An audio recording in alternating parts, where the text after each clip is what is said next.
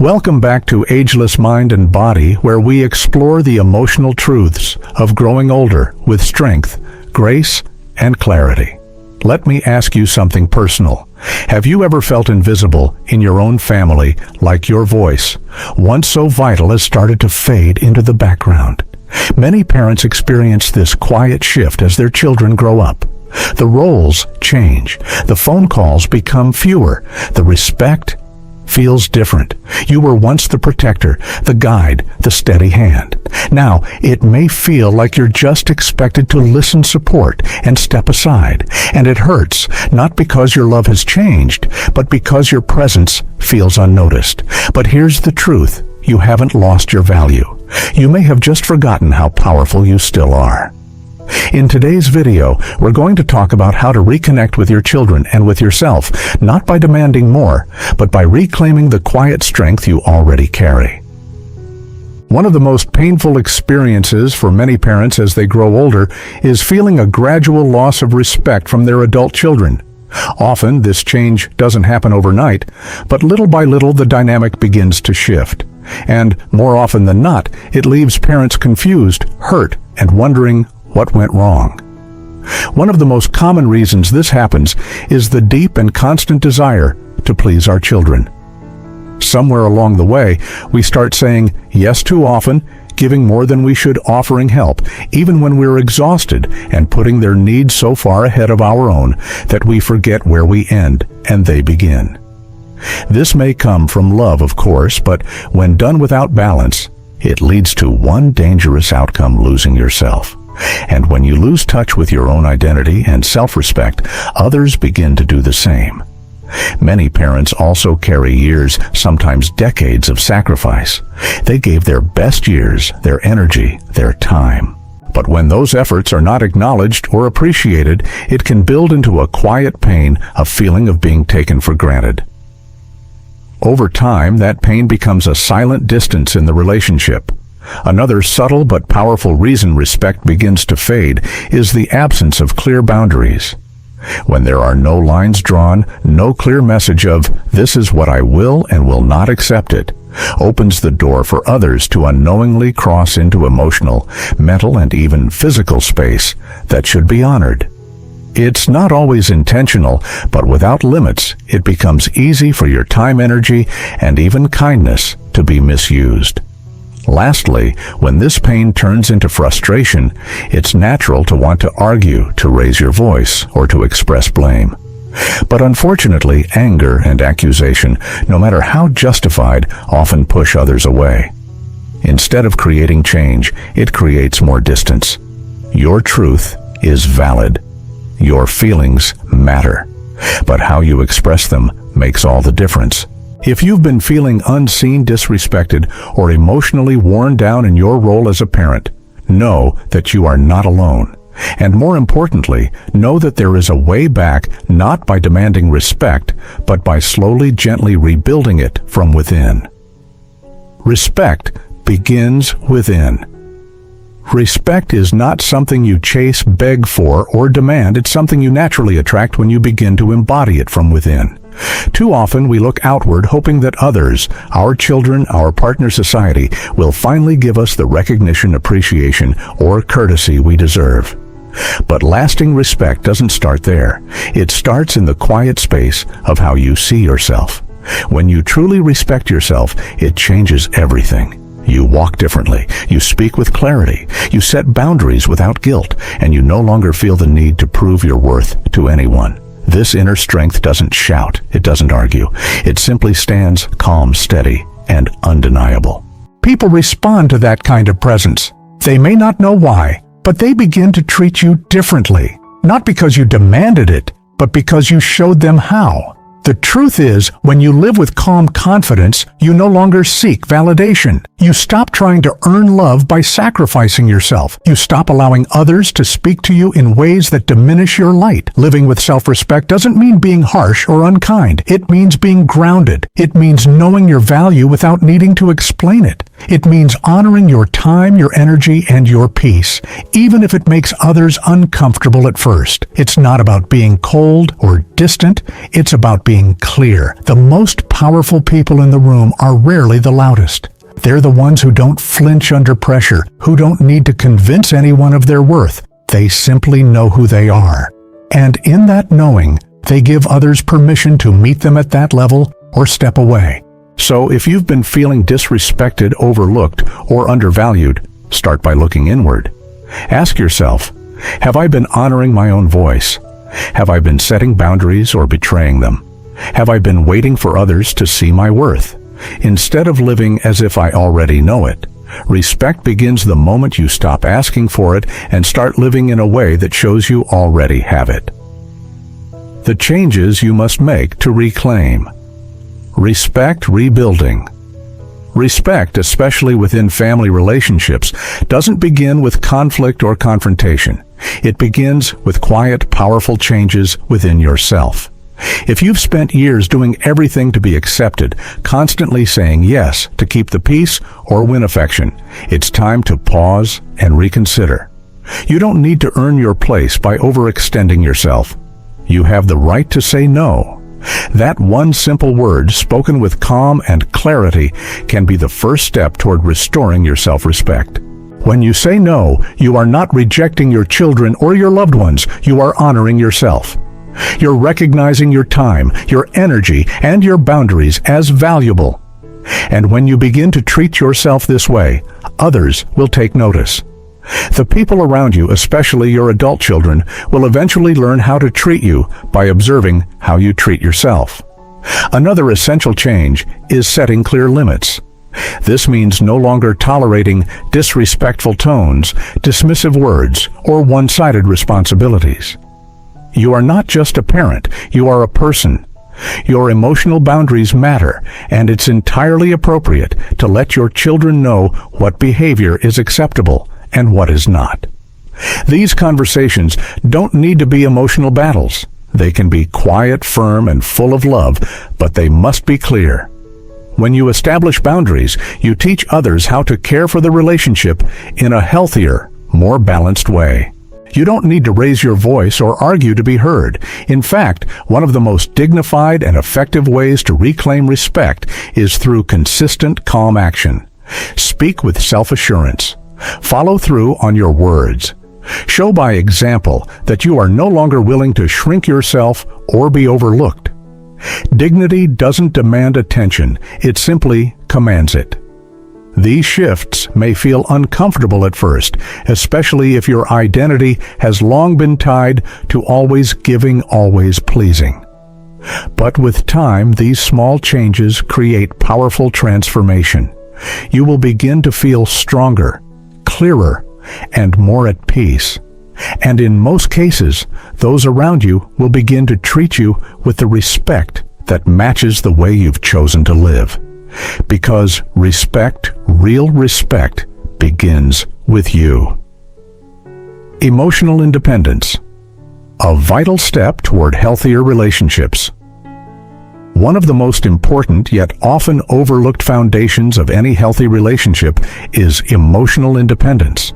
As parents grow older, it becomes especially crucial to no longer tie their sense of self-worth or happiness to the actions or attention of their children. While love between parent and child runs deep, relying on how often your children call, visit, or include you in their lives as the measure of your emotional well-being can quietly erode both your peace and your relationships. True emotional independence means finding stability within yourself, not in someone else's behavior.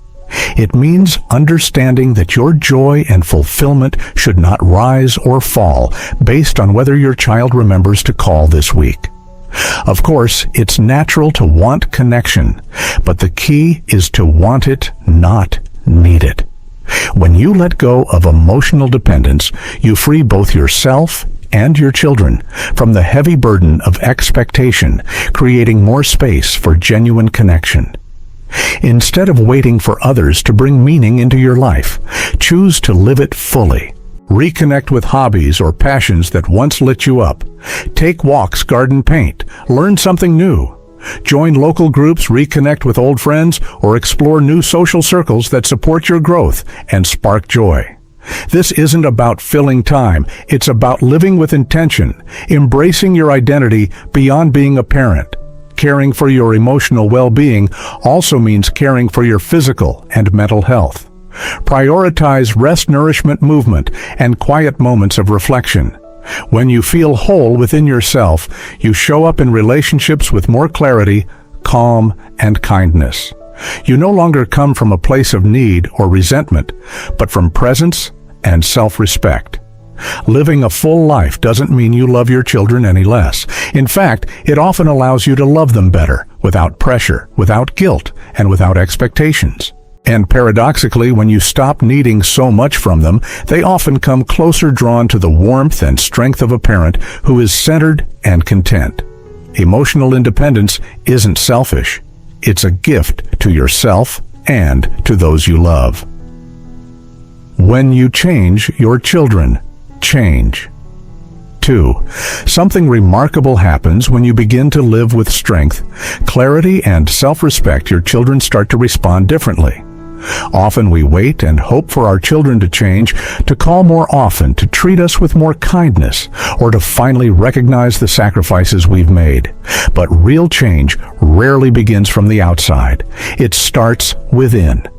When you begin showing up with confidence, when you speak calmly but firmly, when you set healthy limits without guilt, and when you no longer shrink yourself just to avoid conflict, your energy shifts.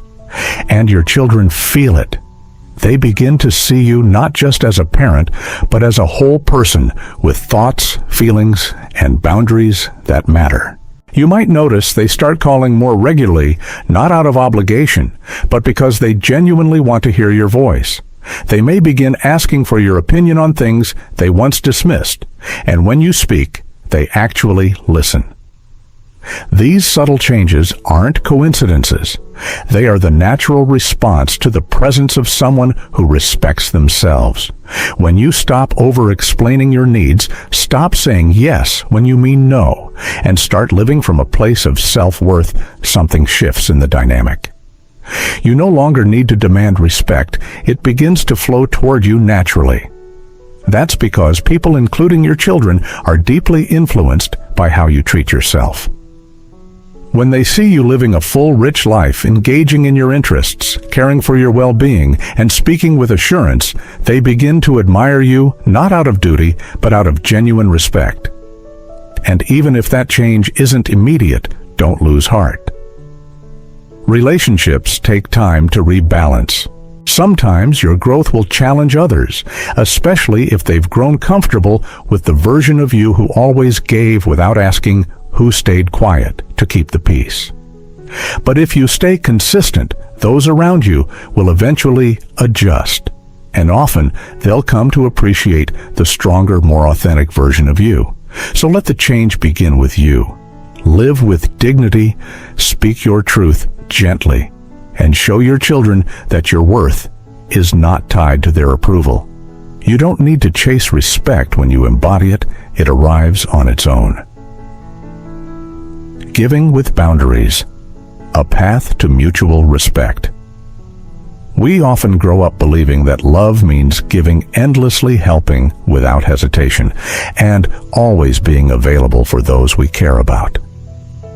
While generosity and kindness are beautiful traits, giving without limits, without any conditions or boundaries, can quietly diminish how others see us. Over time, when we give too freely, we risk being taken for granted. Unconditional giving may seem noble, but it can also send the wrong message. It teaches others that your time, energy, and support come without cost, that you'll always say yes, even when you're tired, hurt, or stretched thin. Slowly, people may begin to assume rather than appreciate. What once felt like love starts to feel like obligation. The truth is, healthy relationships are built on mutual respect, not just generosity. When you begin to step back just a little, to pause before immediately offering help, to ask yourself whether the support is truly needed or deserved, something powerful begins to shift. Others start to notice. They begin to see the effort you use to give so freely. They remember your value. Giving with boundaries doesn't mean you love less. It means you love wisely. It means you understand that your energy is finite and that you too deserve care and consideration. Saying no sometimes doesn't make you selfish, it makes you strong. It sets the tone that your presence is a gift, not a guarantee.